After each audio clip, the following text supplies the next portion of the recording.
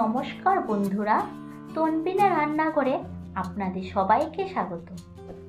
আমার আজকের রেসিপি ছোলে বাটুরা।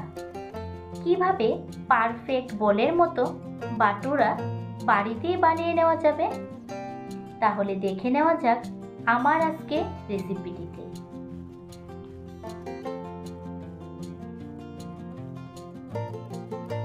বাটুরা বানানোর জন্য সবার প্রথমে নিয়েছি একটা মিক্সিং বোল।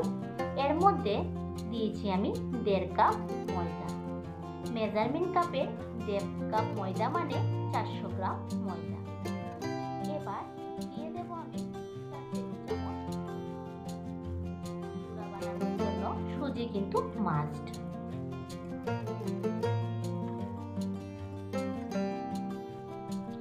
সুজিটা দিলে কি হয়, ক্রিস্পিনেসটা আসে। এবার দিয়ে দেব 1 চামচ চিনি। চিনিটা দিলে কালারটা বেশ সুন্দর আসে। এবার দিয়ে দিচ্ছি স্বাদ অনুযায়ী নুন। আর দিয়ে দিচ্ছি 1/4 চা চামচ পরিমাণে বেকিং পাউডার আর 1/4 চা চামচ পরিমাণে বেকিং সোডা। আর শুকনো উপকরণগুলি ভালোভাবে একটু মিশিয়ে নেব। এবার দিয়ে দিচ্ছি আমি 3 টেবিল চামচ টক দই।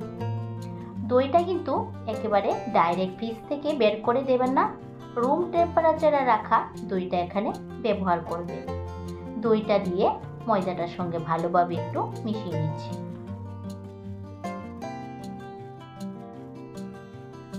ভালোভাবে মাখা হয়েছে। এবার অল্প অল্প জল দিয়ে ময়দাটাকে ভালোভাবে মেখে নেব।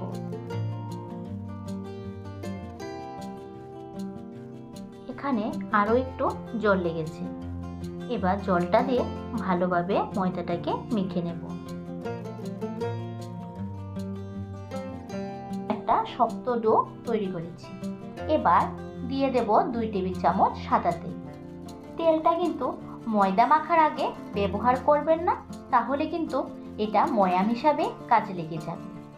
সেই ক্ষেত্রে বাটুরাটা খাস্তা হয়ে যাবে, ফুললেও কিন্তু সেই স্টেজি ব্যাপারটা থাকবে না।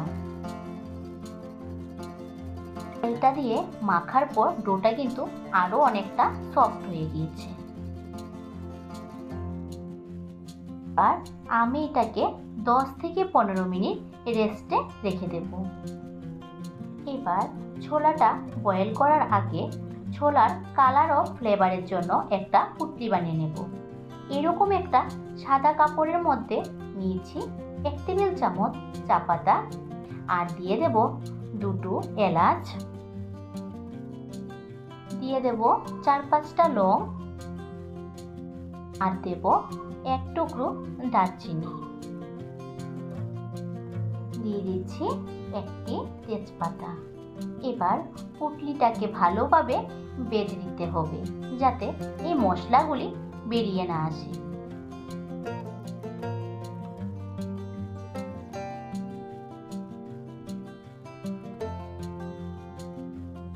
এবার আমি এখানে 1 কাপ ছোলাকে 8 ঘন্টা ভিজিয়ে রেখেছি। আপনারা চাইলে এই ছোলাটাকে ওভারনাইটও ভিজিয়ে রাখতে পারেন। ওভারনাইট ভিজিয়ে রাখলে আরো ভালো হয়। এবার প্রেসার কুকারের মধ্যে ছোলাটা দিয়ে দিচ্ছি। এবার দিয়ে দেব আমি 1/2 চামচ নুন। এবার এখানে দিয়ে দিচ্ছি 2 কাপ পরিমাণে জল। ছোলা কিন্তু বয়েল করতে খুব বেশি জলের প্রয়োজন লাগে না। এবার দিয়ে দিচ্ছি জলের মধ্যে মশলা করা পুটলিটা। এবার ছোলাটাকে 2টা সিটি দিয়ে নামিয়ে নেব। এবার খুব সহজ একটা চানা মশলা আপনাদেরকে বানিয়ে দেখাচ্ছি। দিয়েছি এখানে 1 চামচ ধনে, 1 চামচ জিরে আর দিয়েছি 1 টুকরো জয়িত্রী আর দিয়ে দেব একটা তেজপাতা, 2টো এলাচ আর দিয়ে দেব 3 টুকরো দারচিনি। এবার গ্যাসের ফ্লেমটাকে লোতে রেখে মশলাগুলিকে ভালোভাবে ড্রাই রোস্ট করে নেব। ড্রাই রোস্ট করা হয়ে গেলে মশলাটাকে নামিয়ে ঠান্ডা করে একটা পাউডার বানিয়ে নিতে হবে। এবার একটা মিক্সিং জারের মধ্যে নিয়েছি টুকরো করে কেটে রাখা টমেটো, আর লাগছে 4-5টা রসুনের কোয়া, আর দিয়ে দেব 1 ইঞ্চি আদার টুকরো, আর লাগছে 4টে কাঁচা লঙ্কা। এটাকে একটা ভালো করে একটা পেস্ট বানিয়ে নেব। চানাটা ভালোভাবে বয়েল করা হয়ে গিয়েছে। এবার পুটলিটাকে তুলে নিচ্ছি। এবার এই সাইডে একটা কড়াই বসিয়ে দিয়েছি। কড়াইতে দিয়ে দিয়েছি 3 টেবিল চামচ সরষের তেল। তেলটা গরম হয়ে গিয়েছে। এর মধ্যে দিয়ে দিয়েছি একটা কুচিয়ে রাখা পেঁয়াজ। পেঁয়াজটা হালকা একটু ব্রাউন করে নেব।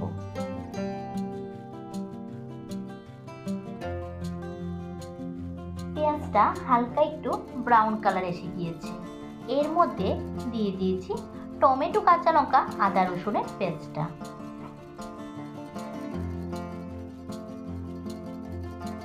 পেঁয়াজটাকে একটু ভালোভাবে নাড়িয়ে দিচ্ছি।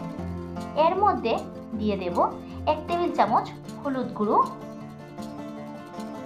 আর দিয়ে দেব 1 টেবিল চামচ নুন। এবার দিয়ে দেব 1 টেবিল চামচ কাশ্মীরি রেড চিলি পাউডার দিয়ে মশলাটাকে ভালোভাবে মিশিয়ে নেব।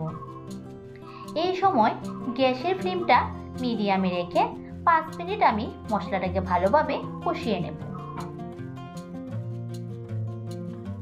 দেখুন মশলাটা ভালোভাবে কষানো হয়ে গিয়েছে। এবার দিয়ে দিচ্ছি আগে থেকে ড্রাই রোস্ট করে পাউডার করে রাখা মশলাটা দিয়ে আমি আরো 1 থেকে 2 মিনিট মশলাটাকে আবার কষিয়ে নেব।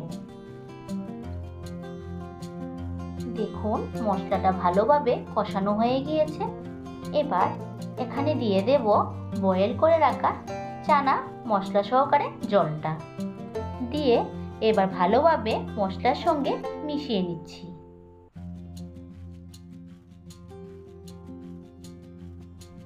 এখানে গ্রেভিটাও ফুটে উঠে গিয়েছে। দেখুন চানাটা খুব ভালোভাবে বয়েল হয়ে গিয়েছে।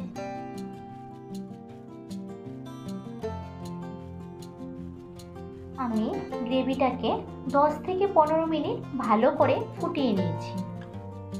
এবার উপর থেকে ছড়িয়ে দেব ফ্রেশ কেটে রাখা ধনেপাতা, আর দিয়ে দেব কয়েকটু চেরা কাঁচা লঙ্কা। এবার ভালোভাবে মিশিয়ে দেব। এই সময় গ্যাসের ফ্লেমটাকে অফ করে দিতে হবে। দেখুন খুব সহজে তৈরি হয়ে গিয়েছে আমাদের চানা মশলা। এবার এই সাইডে বাটোরাটাও বানিয়ে নেব। দেখুন ডোটা কতটাই সফট হয়ে গিয়েছে। এবার ডোটাকে আরও একবার মেখে নিচ্ছি।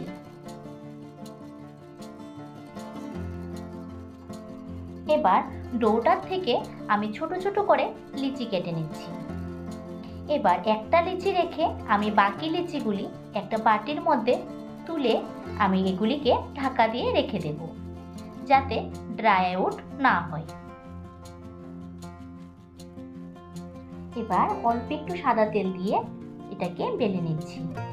এখানে কিন্তু কখনো গুঁড়ো ময়দা বা গুঁড়ো আটা ব্যবহার করবেন না। আমি লম্বাভাবে বেলে নিচ্ছি। আপনারা যদি মনে করেন গোলভাবে বা লম্বাভাবে বেলবেন তাহলে যে যেরকম শেপ ভালোবাসেন ওই রকম বেলে নেবেন।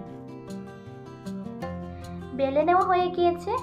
দেখুন এরকম একটু মোটা করে বেলতে হবে, খুব বেশি পাতলা করবেন না। এবার এই সাইডে একটা কড়াইও বসিয়ে দিয়েছি। কড়াইতে দিয়ে দিয়েছি বেশ খানিকটা সাদা তেল। তেলটা কিন্তু ভালোভাবে গরম করতে হবে, না হলে বাটোরাগুলি ভালোভাবে ফুলবে না। এবার একটা সাইড একটু ফুলে গিয়েছে। এবার অপর সাইডটা উল্টিয়ে দিয়েছি। দিয়ে একটা হাতা দিয়ে একটা সাইডকে একটু ভালোভাবে এইভাবে চাপ দিতে হবে।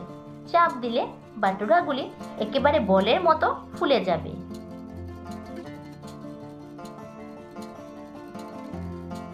দেখুন বাটোরাটা খুব সুন্দর একটা কালারও এসে গিয়েছে আর একেবারে বলের মতো ফুলে গিয়েছে। এবার বাটোরাটা তুলে নিচ্ছি। তুলে কিচেন টিস্যুর উপর আমি এটাকে রেখে দিচ্ছি। এভাবে করে আমি বাকি বাটুরাগুলি করে নিচ্ছি।